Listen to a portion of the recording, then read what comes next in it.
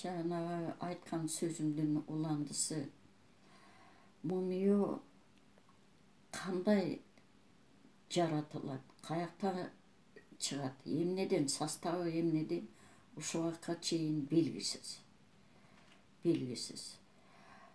Анын ичинде таш, чөп-чар, топурак, жа дегенде чычкандын богу дагы бар. Мен мумияны жууп, бир нече жолу жууп эметкенде ошонун баарын көрчүмүн. Эмнеден бул пайда, мумия эмнеден чыгат ушуга чейин илимий дагы айтылып окончательно вывод боло элек деп ойлойм. Анысына карабастан мынакей Алтымышев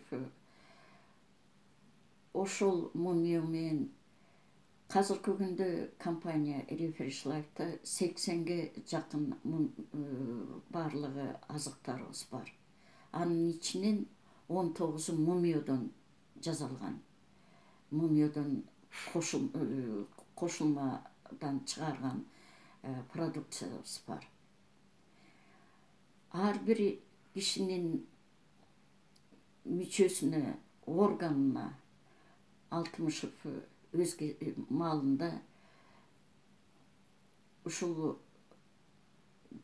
азыктарды чыгарып кеткен экен. Ошону биз азыр пайдаланып, ден соолугубузду оңоп,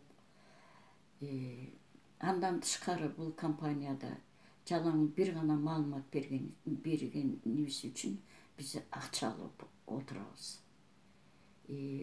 Бул мен иштеп аткан компанияга мен чоң ыраазычылыгымды билдирем. Андан тышкары дагы айтаар элем, бүт Кыргызстандын эли ушул азыктарды билгенден кийин пайдаланып, өз ден соолугун оңоп, биздин компаниядан дагы иштеп,